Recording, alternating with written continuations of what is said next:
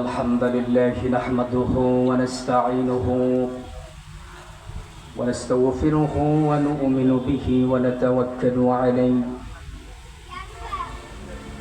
ونعوذ بالله من شرور أنفسنا ومن سيئات أعمالنا من يهده الله فلا مضل له ومن يضلله فلا هادي له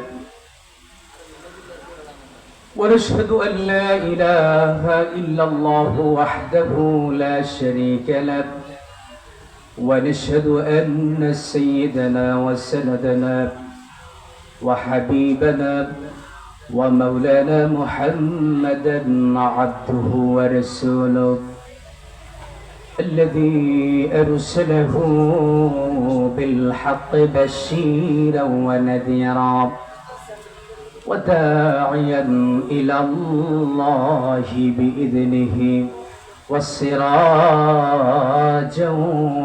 وقمرا منيرا فقد قال الله تعالى في كلامه المجيد وفي فرقانه الحميد أعوذ بالله من الشيطان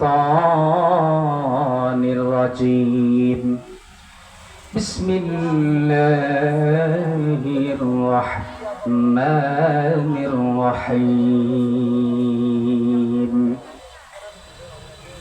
ألم نشرح لك صدرك ووضعنا عنك وزرك الذي أنقض ظهرك ورفعنا لك ذكرك فإن مع العسر يسرا إن مع العسر يسرا فإذا فرغت فانصب وإلى ربك فارغب صدق الله العظيم وصدق رسوله النبي الكريم نحن على ذلك من الشاهدين والشاكرين والحمد لله رب العالمين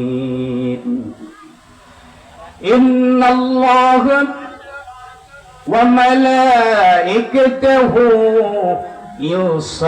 يصلون على النبي يا أيها الذين آمنوا صلوا عليه وسلموا تسليما اللهم صل على محمد وعلى آل محمد كما صليت على إبراهيم وعلى آل إبراهيم إنك حميد مجيد اللهم بارك على محمد وعلى آل محمد كما باركت على إبراهيم وعلى آل إبراهيم إنك حميد مجيد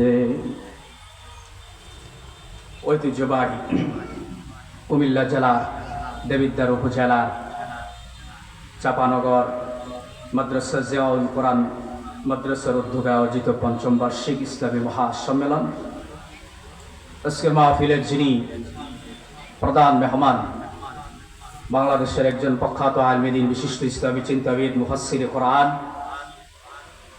এদেশের মানুষের সুপরিচিত একজন ইসলামী স্কলার আন্তর্জাতিক মুফাসসির কোরআন হযরত মাওলানা মুস্তাক ফয়জি দামাত বরকাতুহুম পীর সাহেব নাগাই দরবার শরীফ আজকের মাহফিলের যিনি বিশেষ আকর্ষণ হিসেবে আলোচনা করবেন হযরত মাওলানা মাসুম বিল্লাহ রসুলপুরি কুমিল্লা বিশেষ বক্তা হিসেবে আরো করবেন হযরত মাওলানা মুফতি আশিকুর রহমান আশিক, মাওলানা রিয়াজুল ইসলাম হাজারী সহ আজকের মাহফিলের যিনি সম্মানিত সভাপতি হাজী মোহাম্মদ ফজলুল হক হাজারী, আজকের মাহফিলের যিনি সহসভাপতি জনাব মোহাম্মদ খুরশেদ আলম হাজারী, আজকের মাহফিলের যিনি প্রধান অতিথি আমার প্রিয় নানা ভাই, আমার পরমাত্মীয় মানুষ হযরত মাওলা জনাব আলহাজ শাহ আলম ভূঁইয়া বিহিংলাবাড়ি।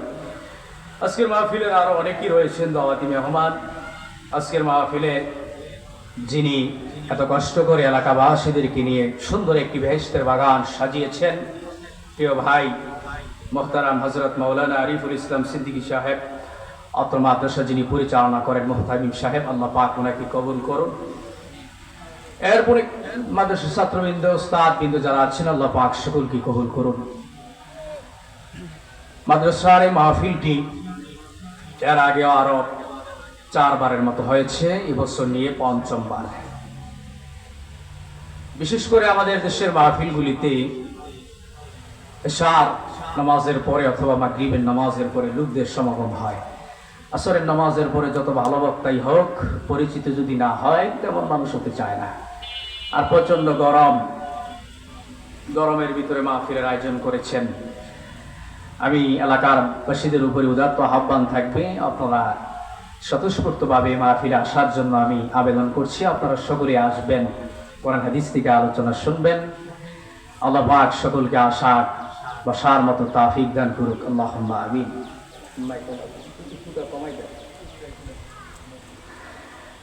আমি কোরআন মাজিদের 114 খানা সূরার মধ্য থেকে আমি আপনাদের খেদমতে কোরআন মাজিদের 94 নম্বর সূরা তিলাওয়াত করেছি। এই সূরাটি আপনার এই সূরাটি মক্কাতে নাযিল হয়েছে। হুজুর আকরাম সাল্লাল্লাহু আলাইহি ওয়াসাল্লামের মাক্কি জিন্দেগিতে যে সূরাগুলি নাযিল হয়েছে এগুলি বলা হয় মাক্কি সূরা। এই সূরাটির নাম হলো ইনশিরাহ। মুফাসসিরিন কেরাম এই সূরাটির আরেকটা নাম দিয়েছেন নাশরাহ। তাফসীরের গ্রন্থের ভিতরে এই সূরাটার নাম আসছে দুইটা, একটা হলো সূরাতুন নাশরাহ, আরেকটা হলো ইনশিরাহ। আল্লাহ রাব্বুল আলামিন যদি আমাকে তৌফিক এনায়েত করেন, ইনশাআল্লাহ এই সূরার উপরে সংক্ষিপ্ত আকারে কিছু কথা বলবো। এই সূরার মধ্যে আপনার আয়াত রয়েছে 8টি। হুজুর আকরাম সাল্লাল্লাহু আলাইহি ওয়াসাল্লাম যখন মক্কাতে ছিলেন, রাসূল আকরাম সাল্লাল্লাহু আলাইহি ওয়াসাল্লামের উপরে কাফের বেদিনেরা জুলুমের স্ট্যাম্প রুলার যখন চালিয়ে দিলেন, চতুর্মুখী যখন কাফেরেরা আল্লাহর হাবিবের উপর আক্রমণ শুরু করলেন, আল্লাহর হাবিবের দাওয়াত দিতে খুব কষ্টকর হচ্ছে। এই মুহূর্তে আল্লাহ পাক প্যারা হাবিব সাল্লাল্লাহু আলাইহি ওয়াসাল্লামকে আল্লাহ পাক ওহীর মাধ্যমে জানিয়ে দিলেন, হাবিব আপনি মদিনাতে হিজরত করেন। আল্লাহ হাবিব জিবরাইলকে বললেন, ভাই জিবরাইল, মক্কা নগরীর অসংখ্য মানুষের আমানতগুলি আমার কাছে আছে, আমানতগুলি আমি কি করব? আল্লাহ হাবিব বলেন, আপনি পরামর্শ সাপেক্ষে মানুষের আমানতগুলি আপনি ফেরত দেওয়ার ব্যবস্থা করে দেন। আল্লাহর হাবিব হযরত আলীকে ডাক দিয়ে বলেন, আলী, আল্লাহ রাব্বুল আলামিন আমাকে বললেন হিজরত করার জন্য, আজকে রাত্রে আমার বিছানার ভিতরে তুমি থাকবে,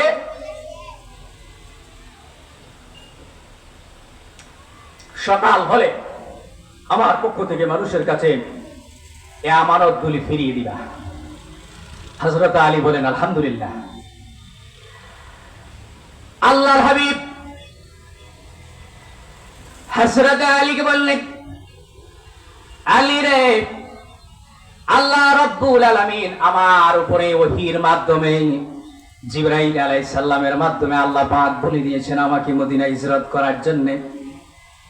আল্লাহর ওয়াদার মানতে হবে, কারণ আমি আল্লাহর পক্ষ থেকে একজন প্রেরিত নবী এবং রাসূল, আল্লাহর কথা অমান্য করা যাবে না। হযরত আলী বলেন, ইয়া রাসূলুল্লাহ, আপনি কোনো চিন্তা করবেন না, আপনার বিছানার ভিতরে আমি শয়ন করব, শুয়ে থাকবো।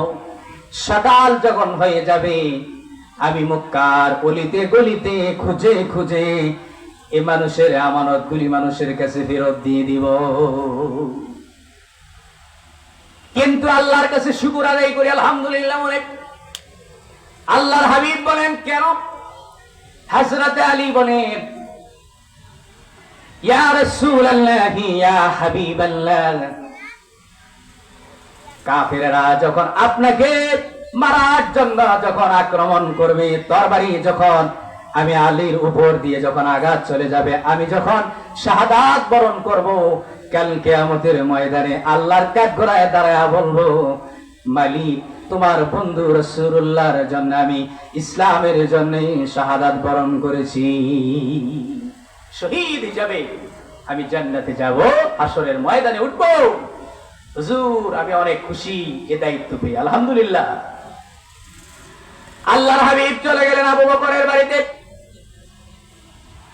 হযরত আবু বকর কি কিছুদিন পূর্বে আল্লাহর হাবিব হযরত আবু বকরকে বললেন, আবু বকর রে, যেই কোনো মুহূর্তে আল্লাহর পক্ষ থেকে হিজরত করার জন্য আমার কাছে পারমিশন আসতে পারে, কিন্তু তুমি প্রস্তুত থেকো, কারণ মদিনায় হিজরতের সাথী হবে তুমি আবু বকর। সিরাত ইবনে হিশামের ভিতরে লিখেছেন, আল্লাহর হাবিব রাতের বেলা হযরত আবু বকরের বাড়িতে আগমন করলেন। যায়া শুধুমাত্র একটি মাত্র বাহির থেকে আবু বকরকে ডাক দিলেন। আবু বকর একবার ডাক দিলেন। আবু বকর বললেন, লাব্বাইক সাদাইকা ইয়া রাসূলুল্লাহ।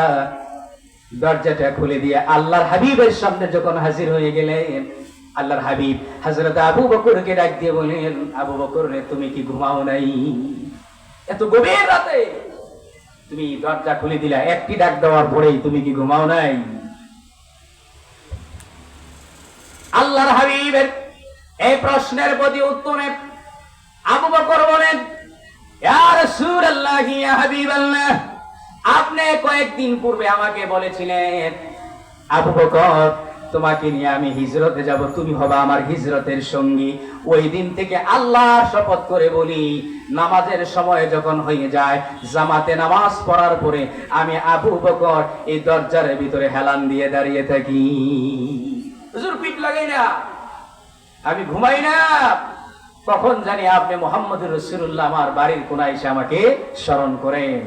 একটি ডাক দেওয়ার পরে যদি আমি আবু বকর আপনার ডাকের সাড়া দিতে দেরি হয়, আপনার মনে কষ্ট হবে, এজন্য আমি ঘুমাই না। আল্লাহর হাবিব বলেন, তাইলে চলো। হযরত আবু বকর বলেন, ইয়া রাসূলুল্লাহ ইয়া হাবিবাল্লাহ, তাকাত, এই যে আমার দরজার সামনে আমি একটা শক্তিশালী তেজস্বী ঘোড়া বেঁধে রেখেছি, এই ঘোড়ার ভিতরে আরোহণ করে আপনার সাথে আমি হিজরতে রওনা হব। ইয়া রাসূলুল্লাহ ইয়া হাবিবাল্লাহ, শুধু এমনটাই নয়, আমার মেয়ে আসমা প্রতিদিন রুটি বানিয়ে খাবার বানিয়ে প্রস্তুত থাকে, আমি আর আপনি হিজরতে যাব, আর খাবার আমাদের সাথে দিয়ে দিবেন। সুবহানাল্লাহ।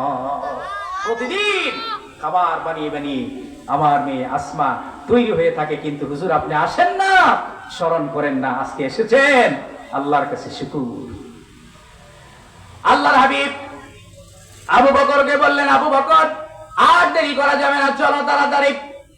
কাফের বেদিনেরা চতুর্দিক থেকে, মুক্কার চতুর্দিকে কাফের বেদিনেরা পাগলের মতো আমাকে খুঁজতেছে, যেই কোনো মুহূর্তে আক্রমণ করতে পারে। আবু বকর রে, আর একটা মুহূর্ত দেরি করা যাবে না, চলো তাড়াতাড়ি চলো, আমরা হিজরতের উদ্দেশ্যে বের হয়ে যাই। আল্লাহর হাবিব রাহমাতাল লিল আলামিন আল্লাহর হাবিবকে নিয়ে যখন হিজরতে রওনা করলেন, যাওয়ার পরে আল্লাহর হাবিব একটা বাড়িতে আশ্রয় গ্রহণ করলেন। ওই বাড়ির লোকগুলি, গোত্রের লোকগুলি বলেন, আপনি কি মুহাম্মদুর রাসূলুল্লাহ? কয়, হ্যাঁ, আপনাকে মারার জন্য মক্কার কাফেররা পাগলের মতো খুঁজতেছে, আপনি এখানে বেশি দেরি করবেন না, আপনি চলে যান। আল্লাহর হাবিব আবু বকরকে নিয়ে বের হয়ে গেলেন। যাইতে যাইতে বহু দূর যাওয়ার পরে একটা গর্তের ভিতরে আশ্রয় নিলেন। আবু বকর ডেকে ডেকে বললেন, ইয়া রাসূলুল্লাহ ইয়া হাবিবাল্লাহ, আমরা হলাম মাত্র দুইজন, আর গোটা মক্কার কাফেররা শকুনের মতো, কুকুরের কুকুরের মতো পাগলের মতো আমাদেরকে খুঁজতেছে, যেই কোনো মুহূর্তে পেলেই আমাদেরকে হত্যা করবে। আমরা দুইজন কি তাদের সাথে পারবো? আল্লাহর হাবিব বলেন, আবু বকর আমরা দুইজন নয়, ইন্নাল্লাহ মা'ানা, আল্লাহ আমাদের সাথে আছেন। সুবহানাল্লাহ।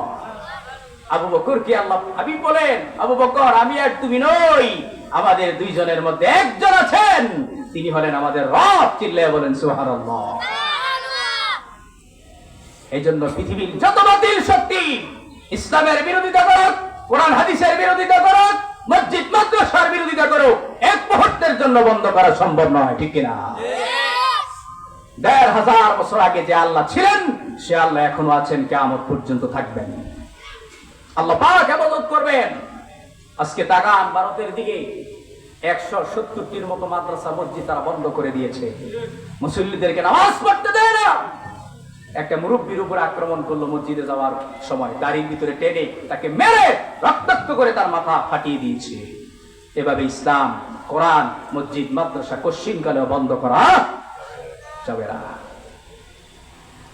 এবার আসুন, আমি যে সূরা গানি আপনাদের সামনে তেলাওয়াত করেছি, আল্লাহর হাবিবের উপরে ৮টি আয়াত বিশিষ্ট সূরা ইনশিরা নাযিল করলেন। এর একটা শানে নজুল আছে। শানে নজুলটা হলো, আল্লাহর হাবিব যখন মক্কা ছেড়ে মদিনার উদ্দেশ্যে রওনা দিলেন, আল্লাহর হাবিব যখন মক্কা বর্ডার ক্রস করে যখন মদিনার ভিতরে ঢুকবেন, এই মুহূর্তে আল্লাহর হাবিব আবু বকরকে বললেন, আবু বকর গোড়া থেকে আমাকে কিছুক্ষণের জন্য নামতে হবে।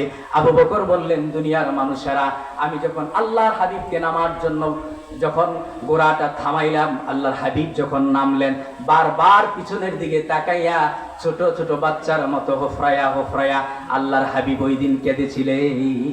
আমি জিজ্ঞেস করলাম, ইয়া রাসূলুল্লাহ আপনি কাঁদেন কেন? আল্লাহর হাবিব বলেন, জন্মস্থানের জন্য আমার কলিজাটা ফেটে চৌচির হয়ে যাচ্ছে। কে চায় জন্মস্থান ছেড়ে চলে যেতে? কিন্তু আল্লাহর পক্ষ থেকে ওয়ার্ডার, হিজরত করতেই হবে আমি নবী হিসাবে, না হয় আমি মক্কা ছেড়ে কোনোদিনও যেতাম না। আমার জন্মস্থানের জন্য আমার বড় মায়া হচ্ছে। আবু বকর বলেন, আমি এত কাদা কোনোদিন রাসূলুল্লাহকে কাঁদতে দেখি নাই যেদিন আল্লাহর হাবিব মক্কা ছেড়ে মদিনা হিজরত করেছেন, শুধুমাত্র নিজের জন্মস্থান মক্কার জন্য। আবু বকর ওই দিন বলেছিলেন, এই মক্কার নিষ্ঠুরেরা, মক্কার কাফেরেরা, তোরা কেমন মানুষ রে? তোরা যার যার জন্মস্থানের ভিতরে মক্কা নগরীর ভিতরে আরাম করো, আয়েশ করো, ভোগ বিলাস করো, কিন্তু যেই নবীর খাতিরে আল্লাহ পাক কুল কায়নাত সাজাইলেন, বানাইলেন, ওই নবীকে নিজের জন্মদেশে থাকতে দিলি না। আল্লাহর হাবিব চলে গেলেন। এরপর আল্লাহ রাব্বুল আলামিন এই দৃশ্যটা দেখে আল্লাহর বড় মায়া লেগে গেল। আল্লাহ রাব্বুল আলামিন জিবরাইলকে ডাক দিয়ে বলেন, জিবরাইল, কোরআন মাজিদের ভিতরে ৩০তম পারার ভিতরে একটি সূরার নাম হলো সূরাতুল বালাদ আছে না? অর্থাৎ শহরের সূরা। বালাদ মানে কি? শহর। আল্লাহ রাব্বুল আলামিন জিবরাইলকে বললেন, জিবরাইল, আমার বন্ধু পেয়ারা হাবিবের উপরে আমি সূরা বালাদের প্রথম কয়েকটা আয়াত নাযিল করে দিলাম। লা উকসিমু বিহাদাল বালাদ ওয়া আনতা হিল্লুম বিহাদাল বালাদ। আল্লাহ পাক তার হাবিবকে ডাক দিয়ে বলেন, হাবিব, আজকে মক্কা নগরীতে আপনার গোষ্ঠীর লোকেরা, আপনার বংশের লোকেরা, আপনার জাতির লোকেরা আপনাকে থাকতে দিল না, কিন্তু একই অধিকার নেই এই মক্কার কাফেরেরা মক্কা শহরে বসবাস করে, কিন্তু আপনাকে থাকতে দিল না। হুজুর, আপনি চিন্তা করবেন না, এই গোটা মক্কা শহর একদিন আমি আপনার হাতের মুঠোয় তুলে দিব। সুবহানাল্লাহ বলবেন না? আপনি চিন্তা করবেন না, ওয়ান্তাহিল্লুম বিহাদাল বালাদ, এই মক্কা শহর একদিন আপনি রাজত্ব করবেন। সুবহানাল্লাহ করেন নাই? আল্লাহর হাবিব আবার মদিনা থেকে মক্কা ফিরে এসেছিলেন। আল্লাহর হাবিবের ইশারায় পুরা মক্কা শহর চলেছে, একটা মানুষ কথা বলার মতো সাহস পায় না। এজন্য আল্লাহ পাক বলছেন, হাবিব, যে মক্কা থেকে কাফের বেদিরা আপনাকে অধিকারচ্যুত করলো, বের করে দিল, ওই মক্কা একদিন আপনার হাতে আমি তুলে দিব। কাফের বেদিনেরা লেজ গুটিয়ে মক্কা ছেড়ে চলে যাবে। আল্লাহ পাক গোটা মক্কা গোটা পৃথিবী আল্লাহর হাবিবের উপরে দিয়ে দিলেন। চলো, সাথে সাথে আল্লাহ পাক আল্লাহর হাবিবকে একটা উপাধি দিলেন, ওমা আরসালনাকা ইল্লা রাহমাতাল লিল আলামিন। গোটা পৃথিবীবাসীর জন্য আপনাকে আমি রহমাতাল লিল বানিয়ে দিলাম। সুবহানাল্লাহ। এরপর আল্লাহ রাব্বুল আলামিন তার হাবিবকে বললেন, সূরা ইনশিরার প্রথম নম্বর আয়াত, আলাম নাশরাহ লাকা সাদরাক। এই আয়াতের শুরুর ভিতরে আল্লাহ পাক রব্বুল আলামিন প্রশ্নবোধক শব্দ উল্লেখ করেছেন। আল্লাহ পাক বলেন, আলাম নাশরাহ লাকা সাদরাক। হাবিব, আমি কি আপনার বক্ষকে উন্মুক্ত করে দেই নাই? সুবহানাল্লাহ। আমি কি আপনার বক্ষকে উন্মুক্ত করে দেই নাই? মুফাসসিরিন কেরাম, পৃথিবীর একটা বিশুদ্ধ তাফসীরের কিতাব, তাফসীরে ইবনে কাসিরের মধ্যে আসছে, তিনি লিখেছেন, আল্লামা আবুল ফিদা দামিশকি রাহমাতুল্লাহ আলাইহি, তিনি লিখেন, দুনিয়াবাসীরা, এই যে আল্লাহ পাক বললেন আমি আমার বন্ধু হাবিবুল্লাহ বক্ষকে উন্মুক্ত করে দিয়েছি। কেমন বক্ষ? দুনিয়ার সকল মায়া মহব্বত আমি তা আমার বন্ধুর হৃদয়ের ভিতরে ঢেলে দিয়েছি। সুবহানাল্লাহ। আমার ভাইয়েরা, গভীর মনোযোগ, কথাগুলি মনোযোগ। কিন্তু আসরের সময় তো অনেকে গুরুত্ব দিবে না, বুঝলেন না কথা? আমিও জানতাম না আসরের পরে ওয়াজ করবো, জালবা দাওয়াত পেয়েছি, আলবা কিছু মাগরিবের পরে, বুঝলেন না? এই একটা অবস্থা। যাই হোক, আসরের পরেও যে বলে, মাগরিবের পরে যেই বলে কোরআন থেকে একটু কথা বলে, কি বলেন? লোক কম আর বেশি নেই, সবাই তো কোরআন থেকেই কথা বলে। মুফাসসিরিন কেরাম লিখেন, আল্লাহর হাবিব যখন মৃত্যুবরণ করবেন, মৃত্যুবরণ করার কিছুদিন পরে জিবরাইল আলাইহিস সালাম আল্লাহর হাবিবের কাছে আগমন করলেন। আল্লাহর হাবিব জিবরাইলকে জিজ্ঞেস করলেন, ভাই জিবরাইল, দুনিয়া থেকে নবী আসার পর, নবী যদি না থাকে তোমারও তো আসার কোনো দরকার নাই, আমার মৃত্যুর পরে কি তুমি দুনিয়াতে আসবে কিনা? কারণ নবী আসার দরজা বন্ধ হয়ে গেছে। জিবরাইল বলেন, ইয়া রাসূলুল্লাহ, হাবিবাল্লাহ, আপনার মৃত্যুর পরে আমি পৃথিবীর ভিতরে আরো 10 বার আসবো। কয়বার আসবো? 10 বার। এবার আল্লাহর হাবিব জিবরাইলকে বললেন, নবী আসার দরজা বন্ধ হয়ে গেছে, তুমি কি জন্য আসবা? জিবরাইল বলেন, ইয়া রাসূলুল্লাহ, ওহী নিয়ে আসবো না, আমি পৃথিবীতে 10 বার এসে 10 রকমের জিনিস উঠায় নিয়ে যাব। 10 বার পৃথিবীতে এসে 10 রকমের জিনিস, ইকুর সাউন্ড আরো কমান, 10 রকমের জিনিস আমি উঠিয়ে নিয়ে যাব। সুবহানাল্লাহ। এর ভিতরে প্রথম নাম্বার হলো আমি জিবরাইল আল্লাহর হুকুমে দুনিয়ার ভিতরে আসব। মানুষের ভিতরে আল্লাহ পাক যে মায়া, মমতা, মোহাব্বত, ভালোবাসা দিয়েছিলেন, এটা উঠিয়ে নিয়ে যাব। মানুষের ভিতরে কোনো মায়া থাকবে না, মোহাব্বত থাকবে না। নিজের গোষ্ঠীর বেলায় 16 আনা বোঝে, অন্য বাড়ির বেলায় 0 আনা, এমন আসলে না। নিজের ফলায় যদি দোষ করে 7 খুন মাপ, অন্যের ফলায় দোষ করলে সাফাইয়া ধরে। মানে স্বার্থের জন্য গোটা পৃথিবী ঘুরবে। আল্লাহর হাবিবের কাছে জিবরাইল বলেন, ইয়া রাসূলুল্লাহ, আমি মানুষের ভিতর থেকে মায়া মোহাব্বত উঠিয়ে নিব। মানুষের অন্তরগুলি কঠোর হয়ে যাবে, শক্ত হয়ে যাবে, কঠোর হয়ে যাবে, মোহাব্বত, ভালোবাসা থাকবে না। যদিও থাকে, স্বার্থ, কিছু না কিছু স্বার্থ থাকবে। দ্বিতীয় নাম্বার হলো আমি দুনিয়া থেকে খাবারের স্বাদ উঠিয়ে নিব। আগে যদি মাসকলাই ডাল পাক করতো, 2 গড় দূরে যদি পাক করতো, দূরের থেকে বোঝা যেত এগুলো মাসকলি পাক করছে। ইলিশ মাছ রানলে কি একটা মজা লাগতো, কিও কখন মজা লাগে। সিলভার মাছ, কার্পু মাছ তো মাটির মতো লাগে, মজাই লাগে। তাহলে 2 নাম্বার হলো আমি খাবারের স্বাদ উঠিয়ে দিব। 10টা পুরো মন নাই, কয়েকটা মনে আছে। আজকে জুমাতে আমি সূরা ইনশিরা থেকে তাফসীর করছিলাম আমার জুমা মসজিদে, এই জন্য আপনাদের কাছে এটা বলছি। 3 নাম্বার হলো জিবরাইল বলেন, ইয়া রাসূলুল্লাহ, স্বামী স্ত্রীর ভিতরে যে একটা মহব্বত, এটা শুধু শারীরিক সম্পর্কের ভিতরে সীমাবদ্ধ থাকবে, কিন্তু শারীরিক সম্পর্ক ছাড়াও যে স্বামী স্ত্রীর ভিতরে একটা মহব্বত, বন্ধুত্ব, ভালোবাসা থাকে না, এটা থাকবে না। স্ত্রী মনে করবে আমার জামাই দরকার, জামাই মনে করবে আমার বউ হইলে স্যার আর কিছু না হইলে চলবে। বুঝলেন না কথা? এই মহব্বত, ভালোবাসা উঠে যাবে। এরপরে আল্লাহর হাবিব বলেন, চতুর্থ রকম যেটা উঠিয়ে নিয়ে যাবেন, আল্লাহর হাবিব বলেন, সমাজের ভিতরে মূর্খ মানুষগুলি নেতৃত্ব দিবে, ইমামদের উপরে জুলুম করা হবে। নেককার আল্লাহওয়ালা বান্দা যারা, তাদের উপরে জুলুম করা হবে, সুদখোর, ঘুষখোর, জানাখোর, তাদেরকে মসজিদ কমিটির ভিতরে স্থান দেওয়া হবে। এই যে একটা বৈষম্য, এই যে তাদের ভিতরে ভালো মানুষের কদর, এটা উঠিয়ে নিয়ে যাবে, ভালো মানুষের সমাজে কোনো মূল্যায়ন থাকবে না। এরকম ভাবে 10টা জিনিস আমি জিবরাইল উঠিয়ে নিয়ে যাব। আমার ভাইয়েরা, বন্ধুরা, এই জন্য আল্লাহ রাব্বুল আলামিন বললেন, আলাম নাশরাহ লাকা সাদরাক, আপনার অন্তরের ভিতরে আমি কোনো কঠোরতা দেই নাই, আপনার অন্তরের ভিতরে কোনো হিংসা বিদ্বেষ আমি দেই নাই, আপনার ভিতরে, আপনার অন্তরটা, আপনার হৃদয়টা, কলিজাটা আমি মুহাব্বত আর ভালোবাসা দিয়ে ভরপুর করে দিয়েছি। মুহাব্বত আর ভালোবাসা। এজন্য আমার নবীর নাম ছিল রাহমাতাল লিল আলামিন। নবীজির কি ভালোবাসা, মানুষকে বাসতেন। আপনি দেখেন বর্তমানে নেতা কর্মীর দিকে তাকান, কর্মীরা নেতারা গোলামি করে শেষ করতে পারে না, আছে না নাই? কিন্তু আল্লাহর হাবিব কর্মীদেরও খেদমত করেছেন, সুবহানাল্লাহ। আবার কর্মীরাও নিজের জীবনের চাইতে মুহাম্মদুর রাসূলুল্লাহকে ভালোবেসেছেন। সিরাত ইবনে হিশামের ভিতরে পাওয়া যায়, আল্লাহর হাবিব যখন থুতু ফেলতেন, সাহাবীরা হাত পেতে থাকতেন মুনাজাতের মতো। এই থুতুগুলি কি করতেন? শরীর আর চেহারার ভিতরে মাখতেন আতর হিসাবে, সুবহানাল্লাহ। আল্লাহ হাবিবকে সাহাবীরা এইরকম ভাবে ভালোবেসেছেন, আবার মুহাম্মদুর রাসূলুল্লাহ সাহাবীদেরকে মহব্বত করেছেন, কাছে কাছে রেখেছেন। এরপর আল্লাহ রাব্বুল আলামিন বললেন, ওয়াওয়াদানা আনকা বিজরাক, হাবিব আপনার উপর থেকে কি আমি বোঝাগুলি বহন করে দেই নাই? আল্লাযী আনকাদা যাহরাক, কাফের বেদিনীরা আপনার পিঠের উপরে বোঝা চাপিয়ে দিয়েছিল, আমি আল্লাহ রাব্বুল আলামিন আপনার পিঠ মুবারক থেকে বোঝাগুলি সরাইয়া দিয়েছি। এই আলাম নাশরাহ লাকা সূরার দ্বিতীয় আর তৃতীয় আয়াতের দুইটা ব্যাখ্যা।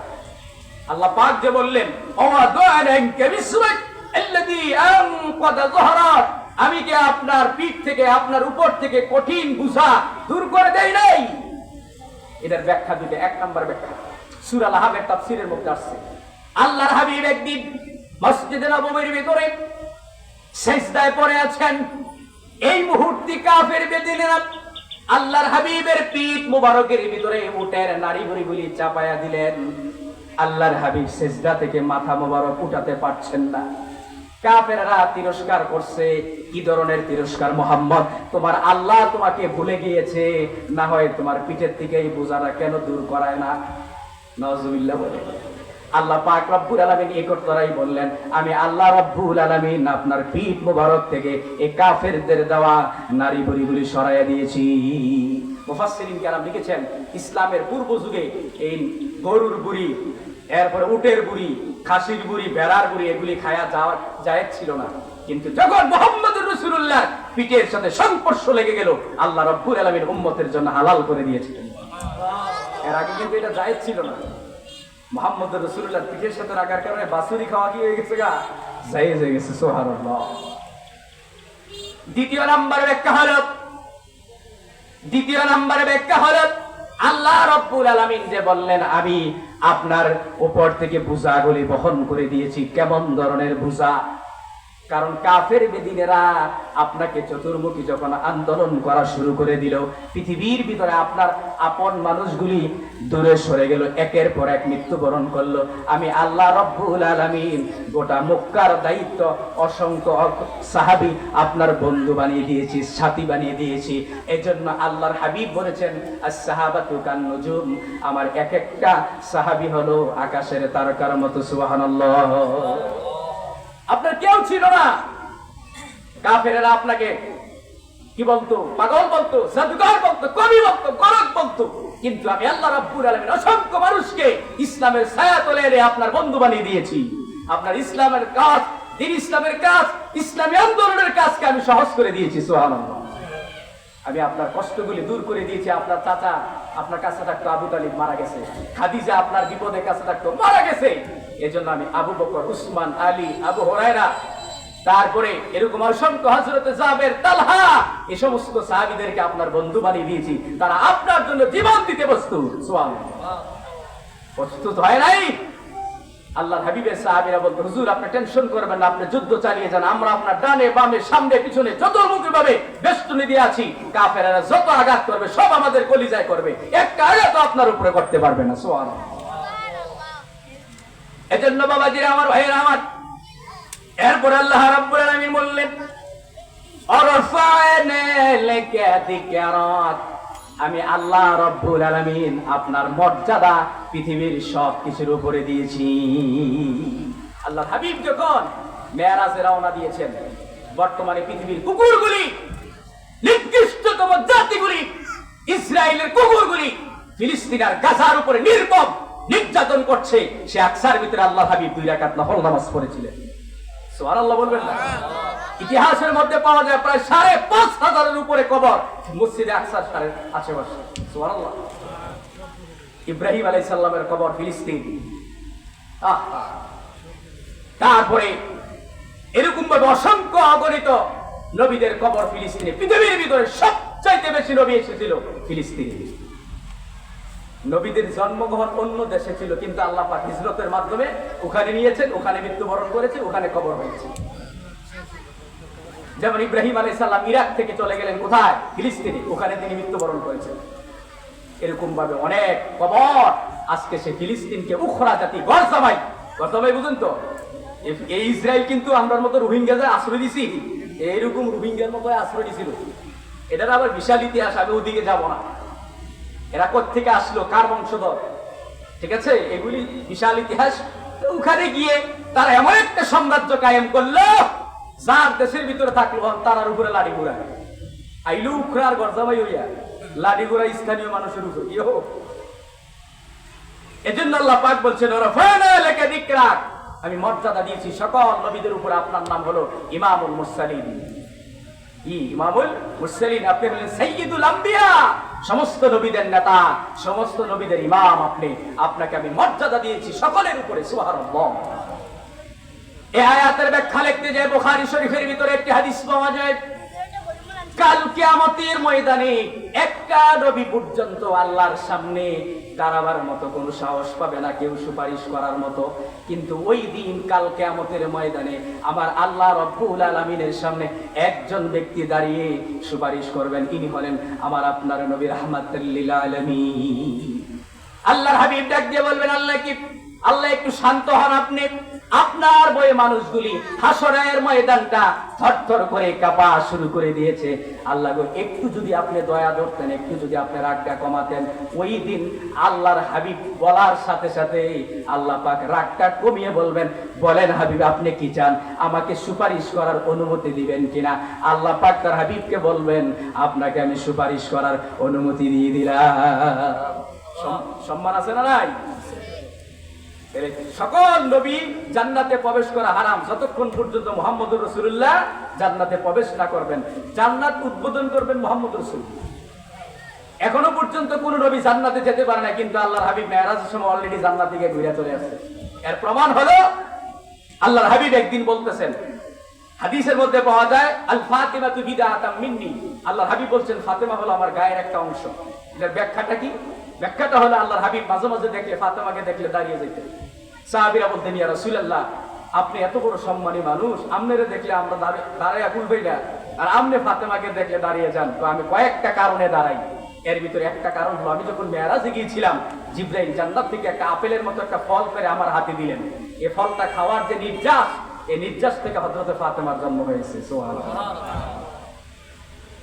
এই জন্য হযরতে ফাতেমার মূল্য, আল ফাতিমাতু সাইয়্যিদাতু নিসাই আহলিল জান্নাহ, সমস্ত জান্নাতি মহিলাদের সর্দার হবে ফাতেমা।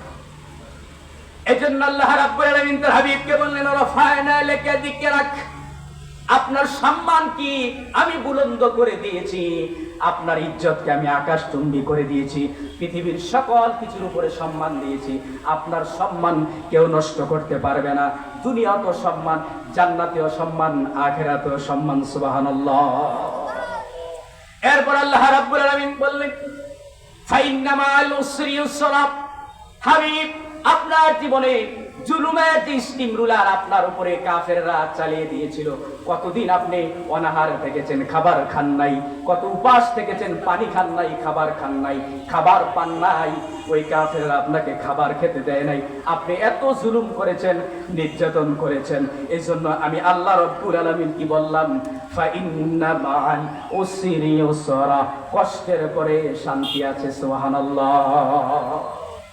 আল্লাহর হাবিব 3 বছর জেলখানায় ছিলেন। মক্কা এবং মদিনার পাশাপাশি একটা জায়গার নাম ছিল শিয়াবে আবে তালিব। সেখানে আল্লাহর হাবিব 52 জন সাহাবী নিয়ে জেলখানার ভিতরে ছিলেন। কয়জন সাহাবী নিয়ে? 52 জন।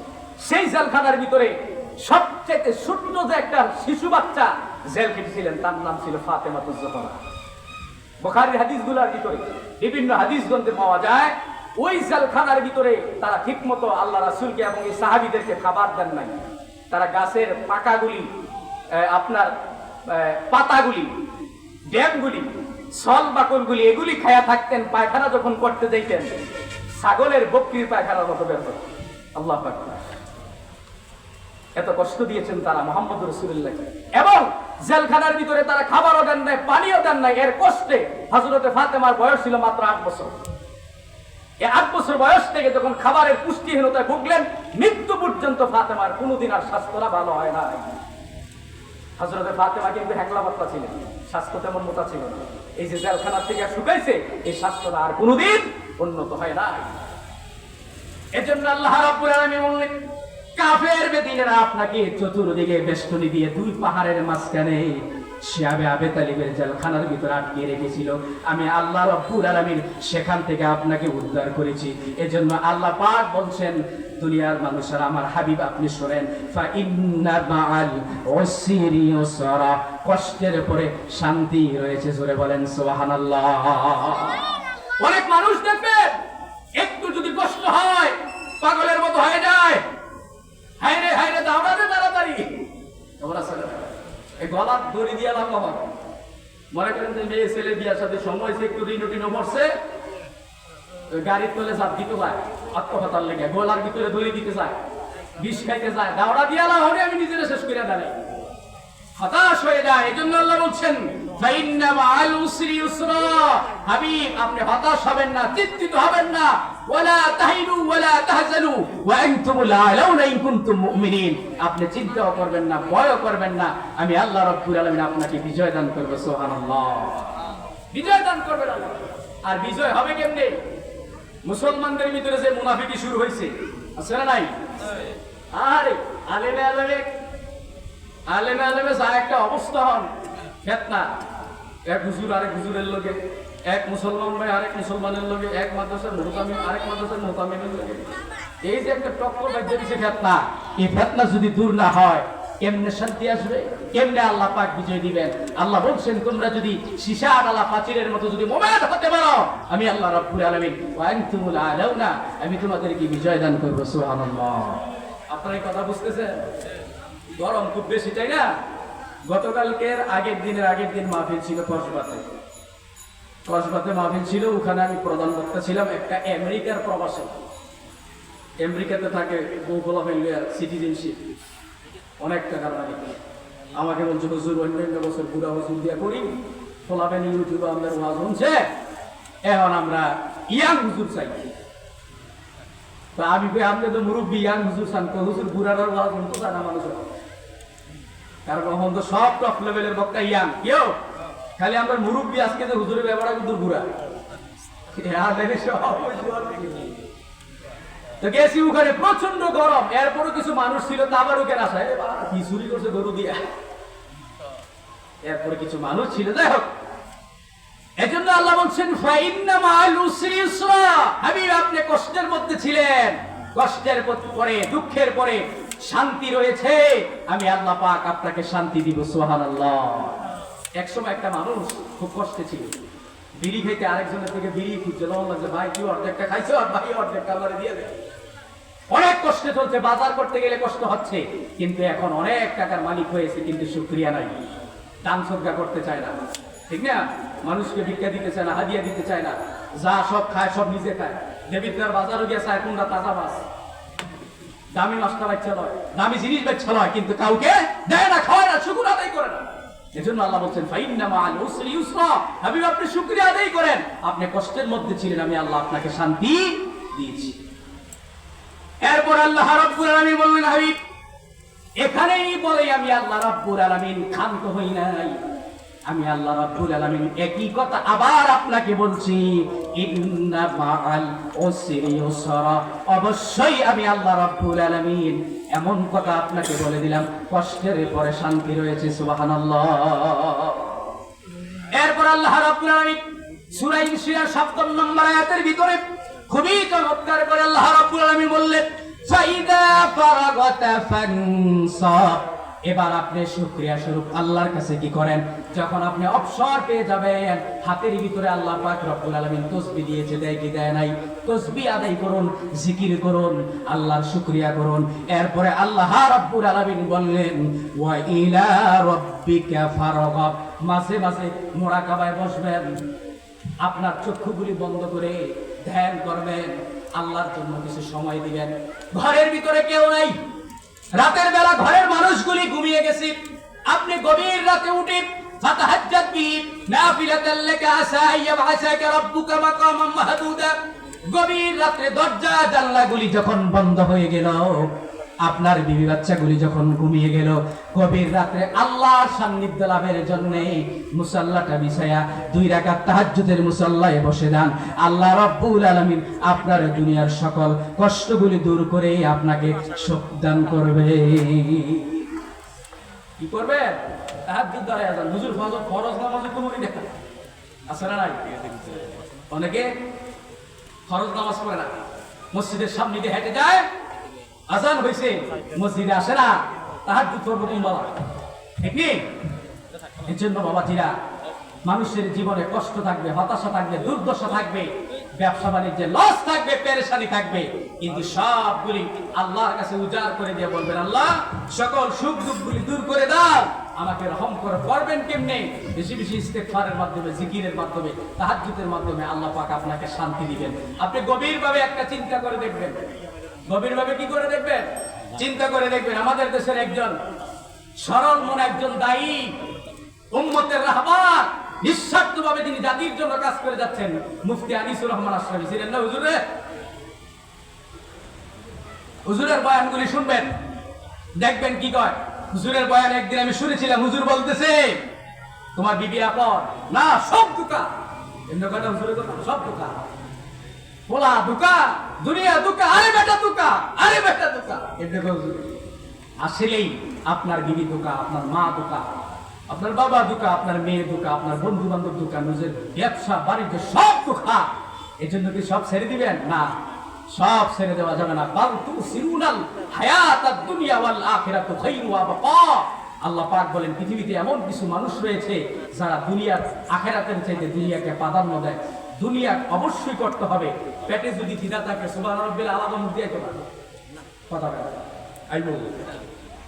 এখন যেমন 12টার এক হুজুরে ওয়াজ করতেছে, ইমাম সাহেবের বেতন হলো 4000, বুঝেন না কথা? তো ইমাম সাহেব প্রতি রাখা কোথায় লোকমা লাগায়, ভুল হয়ে যাবে। তো ভুল হইব না কি বুঝলে 4000 টাকা বেতন, নামাজের ভিতরে দাঁড়ায় হারে আমার বিবির ব্লাউজ কিনলাম টেহা তো নাই, ছায়া কিনলাম টেহা তো নাই, মোবাইলও টেহা ঘুরাম টেহা তো নাই, আমার জিয়ারে মাদ্রাসা ভর্তি করাম টেহা তো নাই, এই চিন্তা করতে করতে লোকমা লাগায়। 12টা হুজুর ওয়াজ করতেছে। তো মানুষের পকেটে যদি টাকা না থাকে, ইবাদত করতেও কিন্তু মন চায় না। টাকারও দরকার আছে, আল্লাহর দরকার আছে। টাকার মুখে পড়ে আল্লাহকে ভুলে যাওয়া যাবে যাবে না। আমার ভাইয়েরা, আল্লাহ হাবিবের দরবারে একজন সাহাবী আসলেন, আসিয়া বললেন ইয়া রাসূলুল্লাহ, ইয়া হাবিবাল্লাহ, নবী গো আমাকে বিবাহ পড়ায়া দেন। আল্লাহর হাবিব ওই সাহাবীকে বললেন নেও, আমি একটা পত্র লিখলাম, উম্মত গোত্রের ভিতরে পত্রটা নিয়ে তুমি দিবা। ওই সাহাবী আল্লাহর হাবিবের এই লিখিত পত্রটা ওই বাড়ির মধ্যে নিয়ে দিলেন। ওই মেয়েটা রাজি হয়ে গেল, বাবাও রাজি হলো। আল্লাহর হাবিব দুইজনকে বিয়ে পড়ায়া দিলেন। বিয়ে পড়ায়া ওই দুইজনকে আপনার বাড়ির মধ্যে পাঠিয়ে দিলেন, কিছু হাদিয়া তোহফা দিয়ে যাও। কিছুদিন পরে আল্লাহর হাবিব এই মানুষগুলির দুইজন নারী এবং পুরুষকে যখন বিবাহ পড়ায়া দিলেন, বিবাহ পড়ায়া দেওয়ার পরে 1 বছর যখন অতিবাহিত হয়ে গেল, বিবি হঠাৎ করে স্বামীকে ডাক দিয়ে বলেন, স্বামী হে, আমি আপনার সংসার আর করতে চাই না, আমাকে তালাক দিয়ে দেন। কি দিয়ে দেন? তালাক দিয়ে দেন। ওই স্বামী ডাক দিয়ে বলেন, কেন হে বিবি, তোমাকে তালাক দিব, কারণটা কি? ওই স্বামী স্ত্রী বললেন, 1 বছর হয়ে গেল আপনার সংসার করতেছি, কিন্তু কোনো অভাব নাই, অনটন নাই, খালি খাওয়ান আর খাওয়ান, টেহা টেহা সুদে ভক্তরে আসলে আপনারা এই সাফারও নাই। আমার বাড়ি কিন্তু জায়গাটা এই দক্ষিণ তিরিশ তা আমি তো আপনার এলাকার এই দেবিদ্বার উপজেলার 2 নং ওয়ার্ড পৌরসভার বিক্রি করছি।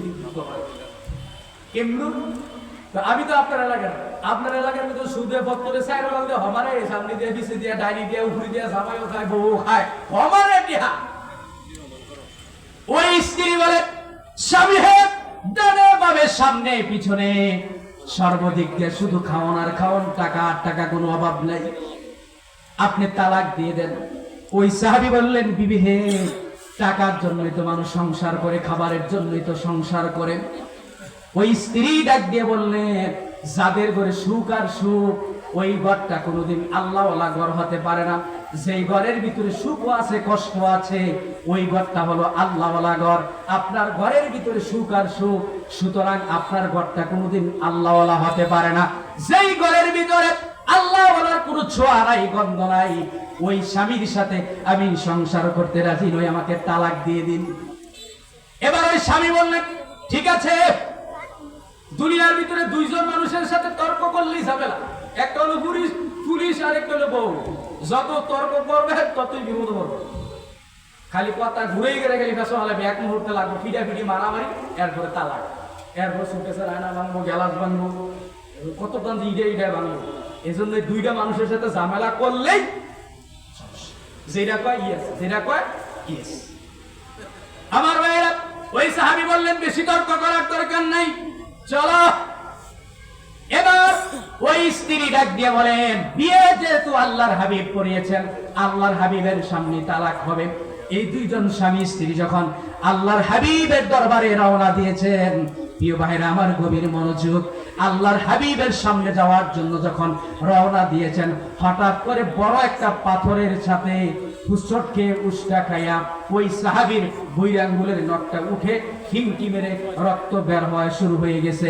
এবার ওই স্বামী বলেন, স্ত্রী চলো, আর দেরি করা যাবে না, সন্ধ্যা হয়ে যাচ্ছে। স্ত্রী এবার স্বামীকে ডাক দিয়ে বলেন, স্বামী হে, আমরা অবশ্যই জান্নাতি আল্লাহওয়ালা পরিবার, আমার আর বুঝার বাকি নাই, চলেন বাড়ির মধ্যে চলে যাই। সাহাবী তো বুঝলাম না, তুলো রেডি হইতে বস, এটা কিটা করলাম, এটার ভিতরে কি বুঝলাম? এই 1 বছরের ভিতরে একটা উষ্ণ গেছেন না, একটা আচারও খাইছেন না, কোনো বিপদও পড়ছেন না। আজকে আপনি একটা উষ্ণা খাইলেন, আপনার দেহ থেকে রক্ত বের হয়েছে, অবশ্যই আল্লাহর পক্ষ থেকে হুকুমে হয়েছে, অবশ্যই আমাদের সংসারটা একটা আল্লাহওয়ালা সংসার, তালাকের দরকার নাই, আইন আমরা সুন্দর মতো সংসার করি। সুবহানাল্লাহ। এজন্য সংসার আল্লাহ সন্তুষ্টি আল্লাহর পক্ষ থেকে চেয়ে নিতে হয়। অভাব অনটন মানুষের জীবনে থাকবেই, আর সেগুলি দূর করার জন্য আল্লাহর সন্তুষ্টি দরকার। আর আল্লাহর সন্তুষ্টি পাইতে হলে নামাজের দরকার, ঠিক না ঠিক? নামাজের দরকার আছে না নাই? আপনার ইমাম সাহেব, আপনারা তো আমার এলাকার মানুষ, মাঝে মাঝে কিছু গ্রামের নাম ধরন দরকার। ইমাম সাহেব আসরের নামাজের আজান দিয়া মসজিদের সামনে দাঁড়ায় গেছে, কোনো মুসল্লি পায় না। মুসল্লি যখন হয় না, ইমাম সাহেবকে একলা একটা নামাজ পড়তাম জামে মসজিদ, যেমন সিলেট, এবছরে প্রায় 5-6টা মাহফিল করা হয়েছে সিলেটে, সবগুলোতে আলহামদুলিল্লাহ প্রধান। তো সিলেট যখন গেলাম, একটা বাজারের ভিতরে মাগরিবের আজান হয় নাই, কোনো মুসল্লি নেই, মসজিদ তালা। তো প্রাইভেটকে নিয়ে গেছিলাম, আমার সহ আমার ড্রাইভার আর 2 জন, একজন মিডিয়ার লোকটা ছিল, আর একজন ছিল সফর সঙ্গী। একজনকে বললাম আজান দেন, আজান দিয়ে সেটা আমরা নামাজ পড়ছি। বাজারের ভিতরে একজনকে জিগাইলাম, এতগুলা মানুষ এই মসজিদের ভিতরে আজানও হইল না, নামাজ হইল না, কারণ নাকি মজুর দলাদলি, বুঝলেন নাই? তো সভাপতি কমিটি ইমাম সাহেবের বেতন লিয়া দলাদলি এলাকা কে কুই মসজিদ হয়ে যায়, এমন দলাদলি আছে না নাই? মসজিদের ভিতরে জিলাপিলিয়া ফিটাফিটি লেগে ফুস করে এইবার একটা মসজিদ, এইবার একটা মসজিদ। তো আমরা গানবাড়ি করা বিয়া বাড়ি, যার যার মসজিদ কাজে লেগে মসজিদ করে নিয়েছে আলাদা। তো তারা রাখছে 20,000 টাকা, ইমাম সাহেব আমরা রাখলাম 30,000 টাকা। তারা বিশ্বমে তারা রাখছে 15,000 টাকা, আমরা রাখলাম 40,000 টাকা। ফাটাফাটি মার দিতে হুজুরের লাভ। যাই হোক, ইমাম সাহেব আজান দিয়া আপনার দাঁড়িয়ে আছে, কোনো মুসল্লি পায় না। এই মুহূর্তে হঠাৎ করে ছায়া দেয় বিপ্লব নামে এক যুবক যাইতেছে। ডাক দিয়ে বিপ্লব ভাই আসেন, নামাজ পড়ি, আসরের নামাজ। ডাক দিয়ে হুজুর নামাজ পড়ার কামাই চাইয়েন চলেন। তো আমরা দুইজন, আরেকজন যদি ভালো, আজকে তিনজন হলে জামাতটা বড় হইলে। কিছুক্ষণ পরে ছায়া দেয় মসজিদের সভাপতি হৃদয়। হৃদয় ভাই, আপনার বাপে তো মসজিদ হয় না, বিশেষ করে আপনার দেশের বেশিরভাগ সভাপতি কিন্তু বেনামাজি। আর এমন মানুষের মসজিদ কমিটির সভাপতি, এটা যদি কেউ শূন্য ফ্যান রাগ হেন না, এগুলি বাস্তব কথা। 16 বছর ধরে ইমামতি করি। কয় বছর? 2009 সাল থেকে ইমামতি করি। তাহলে অভিজ্ঞতাটা কিন্তু কম হয় না। 2025 চলতেছে, বহু মসজিদের বহু কিছু দেখলাম এই অল্প সময়ের ভিতরে। আরো যে কত কিছু দেখতে হবে। অধিকাংশ মসজিদগুলির ভিতরে তাকায়া দেখবেন, মসজিদের সভাপতি সেক্রেটারি এরা বেশি একটা নামাজ করে না। শহর বন্দরে থাকে, টেহাওয়ালা দেখে আইনা সিফা দিয়া দেয় সভাপতি বানাই দিছে। আছে না নাই? টেহা আছে বড় টাইসের লেগে চাইলি 30,000 দিলে। ওরা আমার আপনারা বানাইলে তো আমরা তো খাইতাম দেবে না, টেহা দেন দেখতে কিও। তো মসজিদের সভাপতির বলা হৃদয়, এই হৃদয় ভাই, তো হুজুর লঙ্গিটা ভালো না? আচ্ছা লঙ্গি যেমনই আছে, আমার তো একটা লঙ্গি দেওয়া আছে। তো হুজুর মনটা ভালো না। কেমন? তো মনটা সাইরা ফেলতে উঠতেছে। আপনার একটু হতুয়া দেন, মন যদি জায়গা না থাকে এই নামাজ করে লাভ নাই। আমার মন বাজারও যখন লাগবে বিড়ি খেতে হবে। আচ্ছা মন যেমনই আছে সারবো, বাঙ্গাসুরা মন এটা লই পড়ে। তো হুজুর আসলে সব ঠিক আছে, লঙ্গিও ঠিক আছে, মনও ঠিক আছে। আসলে আপনারা যারা হুজুরা আছেন তারাও ঠিক নেই। সব ঠিক আছে হুজুর, আপনারা হুজুররা ঠিক নেই। সেমনি গুতাগুতি লেগে দিচ্ছে, আপনারা হুজুরা তো ঠিক নেই। কার পিছনে আবার কথা না, আন্তাসি ফতুয়া দিয়া নামাজ থেকে বিচ্ছিন্ন হবে না। অবশ্যই নামাজ পড়তে হবে। নামাজ কার হুকুম? আল্লাহর হুকুম। নামাজ পড়তে হবে, ইবাদত করতে হবে, আল্লাহর কাছে চাইতে হবে, সাহায্য চাইতে হবে। আমার ভাইয়েরা, খন্দকের যুদ্ধের সময় আল্লাহর হাবিব সাহাবীদেরকে নিয়ে যুদ্ধের ময়দানে রওনা দিয়েছেন। পথের ভিতরে যখন সন্ধ্যা হয়ে গেল, এই মুহূর্তে সাহাবীরা বললেন, ইয়া রাসূলুল্লাহি, ইয়া হাবিবাল্লাহ, আর এক কদম সামনে যাওয়া যাবে না। গভীর রাত, যেই কোনো মুহূর্তে কাফেররা আমাদের উপর আক্রমণ করতে পারে। আল্লাহর হাবিব বললেন, তাইলে সাহাবীরা আমরা কি করতে হবে? হুজুর এই মুহূর্তে এখানে একটা তাঁবু গাড়েন, আজকে রাত্রে আমরা তাঁবুর ভিতরে ঘুমিয়ে পড়ব, সকালবেলা হলে আমরা খন্দকের ময়দানে চলে যাব। আল্লাহর হাবিব সাহাবীকে বললেন, সাহাবীরা ঠিক আছে তোমরা তাঁবু তৈরি করো।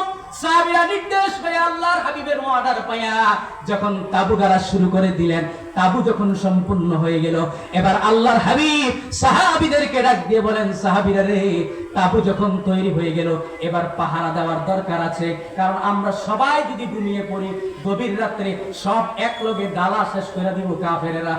ঠিক না বে ঠিক? আমার ভাইয়েরা, এবার সাহাবীরা বললেন, ইয়া রাসূলুল্লাহ কি করতে হবে?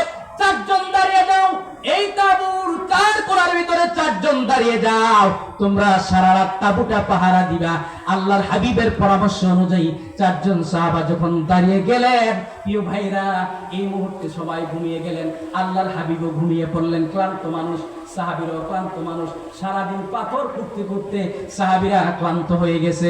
আমার ভাইয়েরা, এবার 4 জনের মধ্য থেকে আবার যখন তারা 4 জন পরামর্শের ভিতরে বসে গেলেন, আমরা 4 জন সময় নষ্ট করে লাভ নাই, 2 জন পাহারা দাও, 2 জন ঘুমাও। 2 জন পাহারা দেওয়া শুরু করলেন। রাত্র যখন 2:30 থেকে 3টা বেজে গেল, এই মুহূর্তে 2 জনের মধ্য থেকে একজন ডাক দিয়ে বলে, 2 জন পাহারা দেওয়ার দরকার নাই, একজন ঘুমিয়ে পড়ো, আরেকজন পাহারা দিব। বাকি রইল কয়জন? একজন পুরা তাঁবু পাহারা দিচ্ছে, আপনার নাইট গেটের মতো ঘুরে ঘুরে পাহারা দিচ্ছে। এই মুহূর্তে ওই সাহাবী চিন্তা করলেন, 2:30 থেকে 3টা যখন গেলে বেঁচে গেল, আমার মালিক ডাক দিয়েছেন তাহাজ্জুদের মুসাল্লায় নামাজে দাঁড়িয়ে যাই। ওই সাহাবী যখন গভীর রাতে তাহাজ্জুদের মুসাল্লায় দাঁড়িয়ে গেলেন, এই মুহূর্তে কাফেররা এসে এই তাঁবুটা ঘেরাও দিল। 4 জন কাফের, 2 জন কাফের বললেন এটা গাছ, এটা কোনো মানুষ নয়। আর 2 জন কাফের বললেন না। নবীর সাহাবীরা যখন নামাজের মধ্যে দাঁড়ায়, বুঝার কোনো জো নাই এরা মানুষ না পিলার। চিল্লা এখন সুবহানাল্লাহ। একজন বলেন তীর মারো দেখি, যদি লড়াচড়া করে তাহলে বুঝতে হবে মানুষ। একজন যখন তীর মেরে দিলেন, ওই তীরটা যাইয়া সাহাবীর বাম পায়ের হাঁটুর উপরে পাঁজরের ভিতরে ঢুকে গেল, তারপরেও নামাজ ছাড়ে না। আবার যখন আরেকটা তীর মেরে দিলেন, একই জায়গার ভিতরে তীরটা বসে গেল, তারপরেও নামাজ ছাড়ে না। হঠাৎ করে ওই সাহাবী হুফরাইয়া হুফরাইয়া কানতে কানতে, রক্ত যখন প্রবাহিত হচ্ছে, সাহাবীরা মাটির ভিতরে লুটাইয়া পড়ে গেলেন। আরেকজন সাহাবীর উপরে যায়া ওই সাহাবী ঘুম থেকে ফাল মাইরা উঠা তাকাইয়া দেখেন ওই সাহাবী ছটফট করতেছে। ওই তাঁবুর সমস্ত সাহাবীদেরকে জাগানো হলো। আল্লাহর হাবিবও জাগে উঠলেন। কি হলো? হুজুর তাকাইয়া দেখেন এই সাহাবী ভাইয়ের অবস্থা খুবই খারাপ, রক্ত প্রবাহিত হচ্ছে, মনে হয় বাঁচবে না, তীর ঢুকে গেছে। ওই সাহাবীকে আল্লাহর হাবিবের সামনে হাজির করা হলো। আল্লাহর হাবিব ওই সাহাবীকে ডাক দিয়ে বলেন, কি রে সাহাবী, তোমার কি হলো? ওই সাহাবী ডাক দিয়ে বলেন, ইয়া রাসূলুল্লাহ, আমি যখন নামাজের ভিতরে দাঁড়িয়ে আলহামদুলিল্লাহি রাব্বিল আলামিন সূরা ফাতিহা তেলাওয়াত করতেছি, আল্লাহর কসম করে বলি আমার মনে হচ্ছে আমার আল্লাহ যেন আমাকে দেখতেছে। তীর কোন সময় মারছে আমি টের পাই নাই, আমার কাছে মনে হয়েছে একটা পিঁপড়া বা মশার কামড়। ইয়া রাসূলুল্লাহ, দ্বিতীয় তীরটা যখন মেরে দিল, আমি একটু ব্যথা পাইলাম, নামাজটা ছেড়ে দিয়েছি। কারণ হুজুর গো, আপনাকে আমি আমার কলিজা দিয়ে, আমার জীবন দিয়ে ভালোবাসি। আমি যদি মরে যাইতাম গো নবীজি, ওই কাফেরেরা আপনার নুরানি মোবারক পূর্ণ চেহারার ভিতরে আঘাত করত। আল্লাহ যদি কার হাসরের ময়দানে আমাকে জিজ্ঞেস করত, সাহাবীরে তোর জন্য, সামান্য মানুষের জন্য আমার নবীর উপরে কাফেরেরা আক্রমণ করলো, আমি আল্লাহর কাছে কি জবাব দিব? সেই ভয়ে আমি নামাজ ছেড়ে দিয়েছি, না হয় আমার জীবন চলে যেত, আমি নামাজ ছাড়তাম না। সুবহানাল্লাহ। নামাজ, আর আমরা নামাজ নিয়ে কত তালবাহানা করি, ঠিক না ঠিক? আজানের যখন সময় হয়ে যায়, যখন তালবাহানা করে কি তাবলীগ জামাতের বাইরে যায়, ভাই আইন না, আমরা গাছ খাইছিলাম। গাছের নিয়ম কি? নগদ পেলে লইবা নিয়ম না, গাছটা নগদ পেলে বাহিতে বিশ্বাসটা ছাইরা দিলে পড়তো, নগদ পেলে লইবা, এটা মুসুবের নিয়ে উজু করে। আবার কিছু না, আরেকজন ভারতে দাঁড়ো ব্যায়াম উজু করে আমরা পিছিয়ে আছি, সোডার গুলো সুযোগ নেয়। তো কিছু কিছু মানুষ দেখবেন তাবলীগের লোক দেখতেছে, আইতেছে, তাই গেলে পালায় দৌড়ে চারি ভাই দৌড়ে গেলে, আরে লোক একটাছে ধর্ম বাঁচা যায়। একদিন বুঝবেন, আল্লাহর কসম করে বলে একদিন বুঝবেন, এই মানুষগুলি আমাদের জন্য পরিশ্রম করছিল, কিন্তু আমরা পাত্তা দেই নাই। আজকে হায় হায় করতেছি, কিন্তু কোনো কাজ। একদিন আফসোস করবেন যে মানুষগুলি আমাদেরকে নামাজি বানানোর জন্য, আরে বলো আমার নামাজি বানানোর জন্য কত আমাদের ক্রিয়া করছে, কিন্তু আমরা সারা দেই নাই। একদিন আফসোস করে বলবেন, নিজের হাতগুলি নিজে কামড়াবেন, নিজের গুস্ত নিজে কামড়ে খাবেন। এটা আল্লাহ কোরআনে বলছে, নিজের গুস্তগুলি কামড়াবে মানুষ, আর বলবে কপালে থাপড়াবে, আর বলবে কি করলাম, হায় আফসোস আফসোস।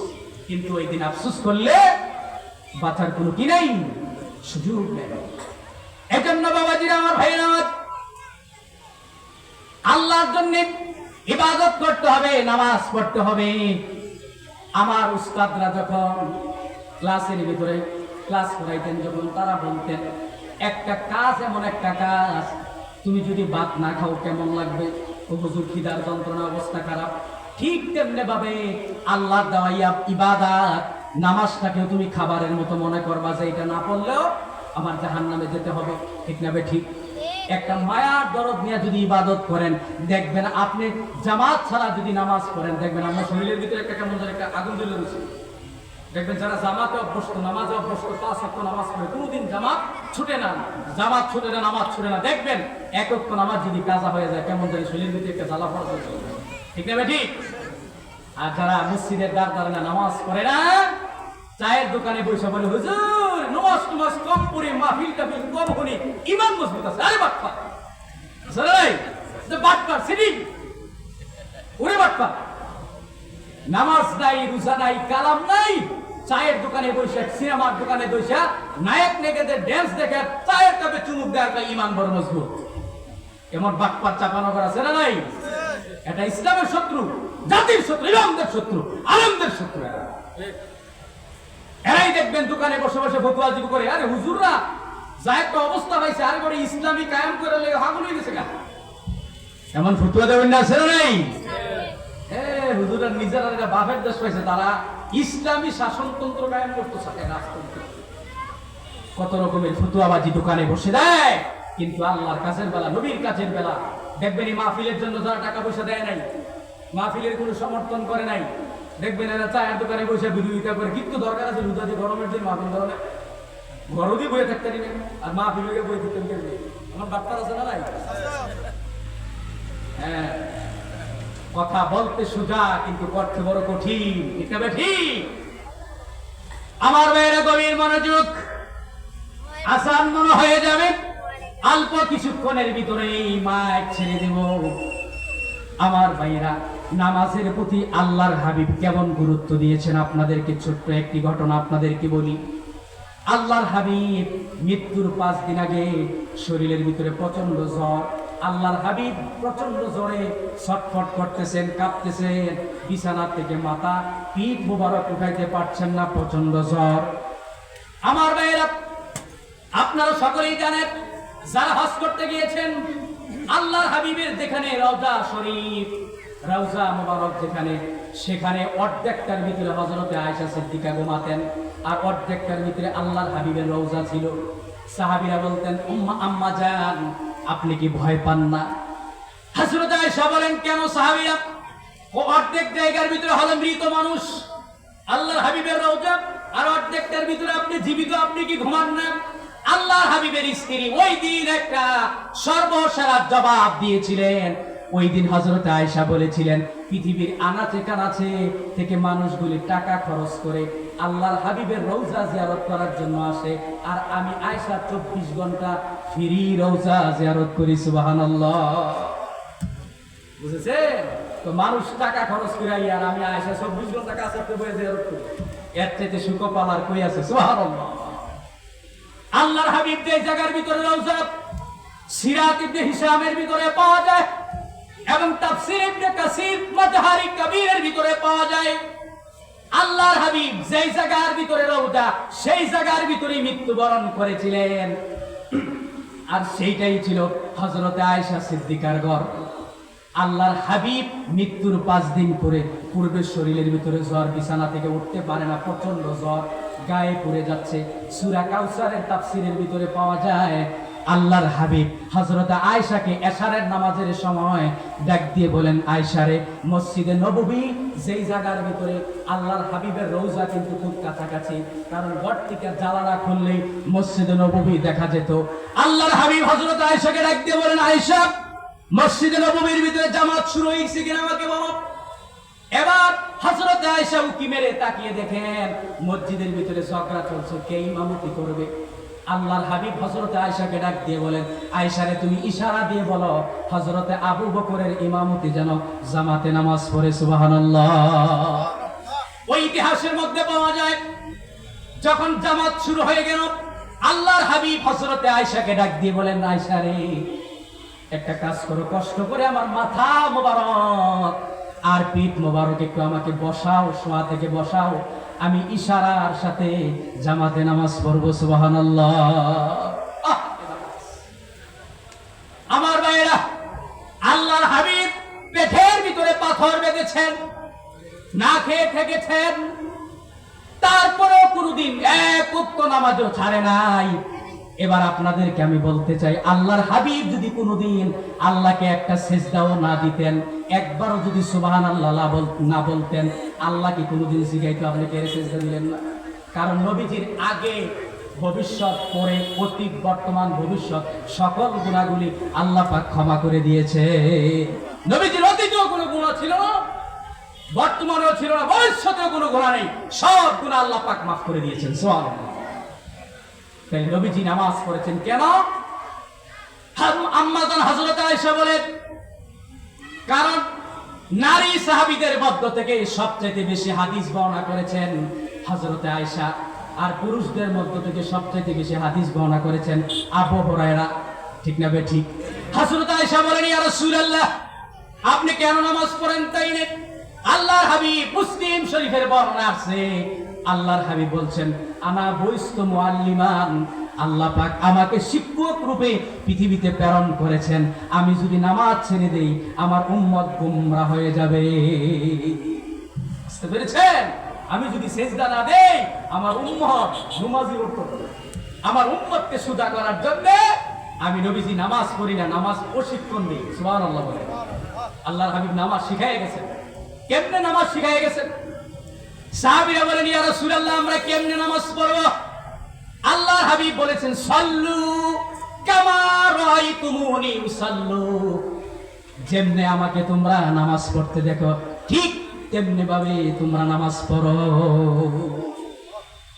আল্লাহর হাবিব এক জায়গায় গেছেন, এক এলাকার ভিতরে দাওয়াতের কাজ নিয়ে গেছেন। তো এই মুহূর্তে একটা লোক নামাজ পড়তেছে। আল্লাহর হাবিব নামাজ পড়ার পরেও লোকটার পাশে বসে আছেন। নামাজ যখন শেষ হয়ে এসেছে, লোকটার ডাক দেখো, ভাই নামাজ কি নতুন না, কামলা কি নতুন না পুরান? কিছু কিছু মানুষ তো মনে হয় কামলা দিতে চায়, উঠে ভয় মনে হয় যে মুরগার আধার খায়। টুকুর ঠাকুর শেষ, সালাম আলাইকুম, আল্লাহুম্মা আমিন শেষ। একবারে 60 টাকা পড়তে দূরে লাগে, হেবাটা 1 টাকা, একবারে 1 টাকা পড়তে দূরে লাগে, হেবাটা 10 টাকা চলে যায়। এমন আসলে তাই উঠে আর 4G 3G 5G গতিতে নামাজ পড়ে। তো এবার এরকম 5G গতিতে নামাজ পড়তেছে, নবীজি দেখে সেটাকে, ভাই বসো, তোমার সাথে কথা আছে। মুসলমান কি নতুন হইছো? কয় না হুজুর নতুন হই, কামো পুরান কাম হয়ে গেল। তো এই যে নামাজ পড়লা, এটা কিতা বললা? হুজুর হইছে না? কয় না, আমি তো এরকম পড়তেছি, এটা 1000 বছর ধরে, কতবার একদিনে নামাজ হইছে না, সব বাদ। এইটা বসে একটু পথ শীতকাল্লা দিন হুজুরের নামাজ পড়তে তো লাভ হলো কিতা? আবু দাউদ শরীফের ভিতরে একটা হাদিস পাওয়া যায়, কাল কিয়ামতের ময়দানে আল্লাহ রাব্বুল আলামিন, আমি যেরকম ভাবে টিস্যুটাকে একবারে ছোট করে ফেলেছি, আল্লাহ পাক রব্বুল আলামিন কাল কিয়ামতের ময়দানে একদল মানুষের চেহারার ভিতরে এরকম ভাবে একটা কাপড় অথবা ফোঁটলা নিক্ষেপ করে ফেলাইবেন। ওই লোকটা ডাক দিয়ে বলবেন, আল্লাহ গো, এটা কি নিক্ষেপ করলা? আল্লাহ পাক ডাক দিয়ে বলবেন, দুনিয়ার জমিনের ভিতরে যে নামাজ পড়েছো, ইবাদত করেছো, এগুলি আমার জন্য পড়ো নাই, এগুলি তোমার এক ওয়াক্ত নামাজও হয় নাই, নাও তোমার নামাজ তুমি লইয়া জাহান্নামে যাও। এই জন্য নামাজটা নামাজের মতো পড়তে হবে। যে আলোচনাগুলি করলাম, আল্লাহ পাক আমাদের সকলকে আমলগুলি করার তৌফিক দিক। এই মাদ্রাসা করেছেন আমার আরিফ ভাই, মাদ্রাসা থেকে খেয়াল রাখবেন, ছাত্র দিয়ে, টাকা দিয়ে, শ্রম দিয়ে, বুদ্ধি দিয়ে এই মাদ্রাসা যেন আল্লাহ পাক ভবিষ্যতে বিশাল বড় মার্কাজ হিসেবে আল্লাহ কবুল করে, বলেন আমিন। আর সমস্ত ধরনের আবহাওয়া থেকে, প্রতিকূলতা থেকে আল্লাহ পাক যেন অনুকূলে এনে দেন। সমস্ত ধরনের ঝড় ঝাপটা থেকে, বৃষ্টি থেকে যেন আল্লাহ পাক মাহফিলকে হেফাজত করেন, শেষ পর্যন্ত থাকবেন। ওয়া আখিরু দাওয়ানা আলহামদুলিল্লাহি রাব্বিল আলামিন। আসসালামু আলাইকুম ওয়া রাহমাতুল্লাহি ওয়া বারাকাতুহু।